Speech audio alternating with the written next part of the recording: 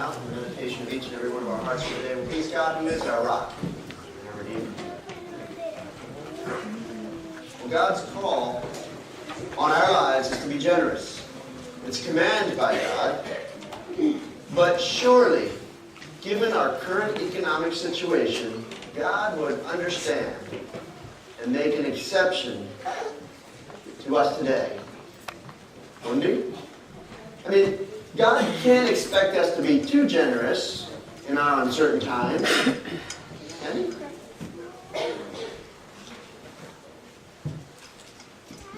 The Bible has a lot to say about money.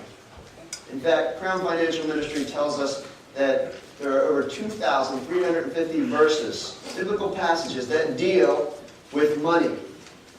The message I'm going to share with you today is based upon one of their radio broadcasts called 6 Ways to be Generous in Our Current Economy. It answers the very question that we're asking. Does God really expect us to be generous during these hard times? And if so, how? It will give us several alternative means for generosity.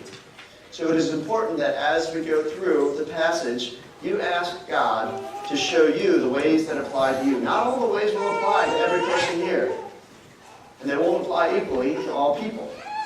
So you've got to ask God to guide your heart to knowing what God wants from you today as we look at these different ways.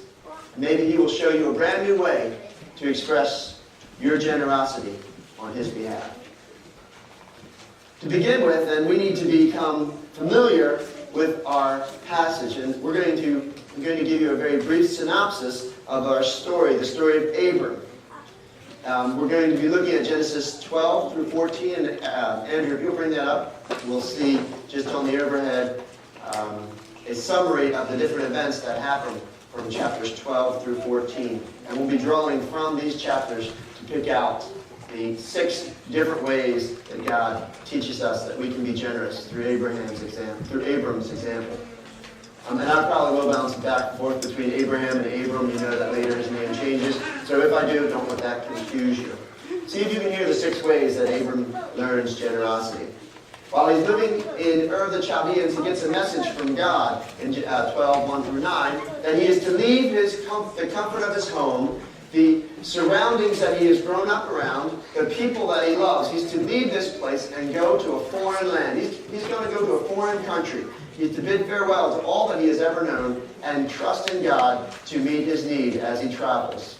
He's going to leave a place in Syria and go to what is today known as Israel.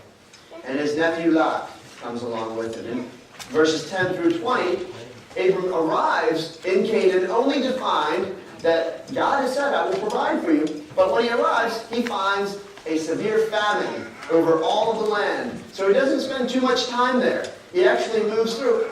And you get to realize that a famine in their time is basically what we would consider a recession in our time. Because all of their money, all of their resources, all of their goods, all of their food came from agriculture. So when there's a famine, a drought, it's basically like their economy has dried up. They don't have the food that they need, and even worse, we think about how bad it is that we're losing money, but they starve, and some people would even die. So they are in an economic recession much worse than what we are experiencing. So Abraham doesn't spend too much time there. He and Lot go from Canaan down to Egypt, where they know there is not a famine and where they can survive and wait out the famine. They return from Egypt. Shortly later, actually they're kicked out of Egypt by Pharaoh. They're kicked out of Egypt and they return to Canaan.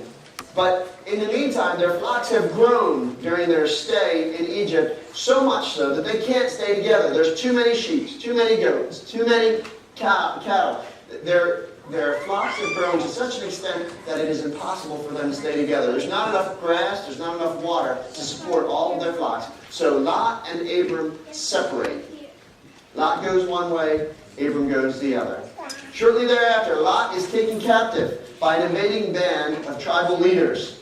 When Abram hears of Lot's captivity, he immediately gathers his men together, he gets weapons, and he goes after Lot. He overtakes the invaders, defeats them, and brings back Lot, as well as the possessions that they took.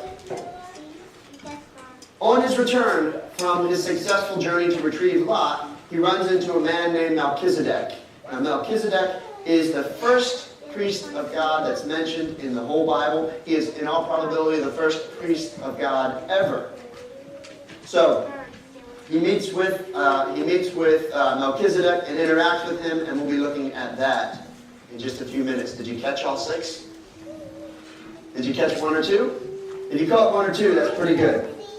So we're going to look more thoroughly at Genesis 12 through 14 to find out how is it that God is teaching us to be generous during economically hard times.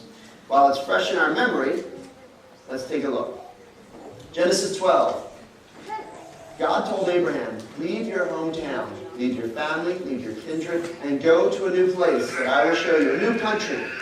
Abram expresses his trust in God by obeying. He says, God, I don't know how you're going to meet my needs. I don't know how you're going to provide for me. I don't know how you're going to protect me from the people in this foreign country whose language I don't even speak. But I'm going to trust in you to provide for me financially. Not only did Abraham trust in God to provide for him financially, but he took Lot along with him. Now, who was Lot? Do you remember who Lot was?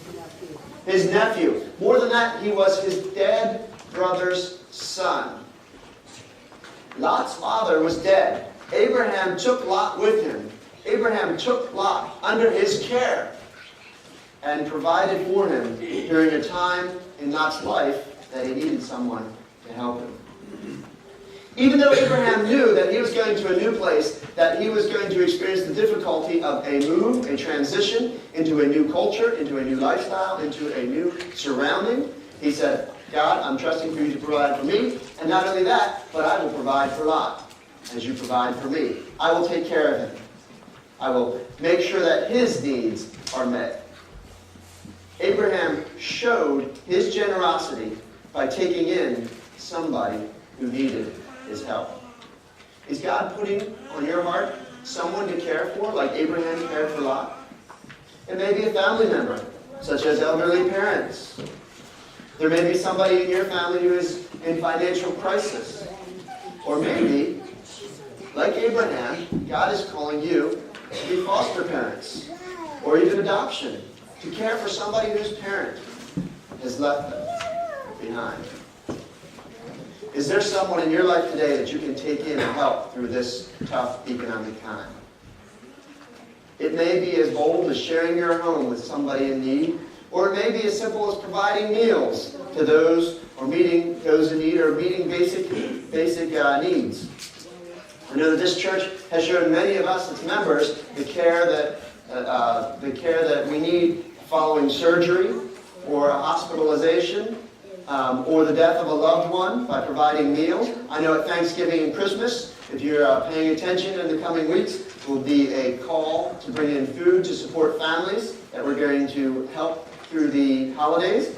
Also, every couple weeks, there's a trunk out here that stands open, waiting for people to bring food to be delivered to Mason-Dixon Food Locker. So there are big ways and bold ways, there are subtle ways, but all these ways are ways in which we can help meet the needs, the physical needs of those around us. The first way of being generous is by taking in someone who has need around us. We're called to meet basic needs of people around us. But we need to be looking for these people, because a lot of times they're embarrassed or don't want to be found. They won't often step forward and say, I have a need. So we need to keep our eyes peeled and be observant, looking for people in need so that we can help meet it. The second way that Abraham was generous is that he gave Lot the first choice of land. Remember they came back from Egypt and they had to separate? When they returned, Abraham said to Lot, you know what? We need to separate. Our workers are fighting. This is no way to live. So, since we can't be together, you choose. Which way do you want to go? Which land do you want for your herds? And whichever way you choose, I will go the other way. Now keep in mind, Abraham is the senior business partner in Abraham Lot Incorporated. Right? He's the senior business partner. And he says to Lot, you take the choice of which land you want. He had the right, by birth, to choose whichever land he wanted, but he gave it up. Lot, looking around, saw the Jordan Valley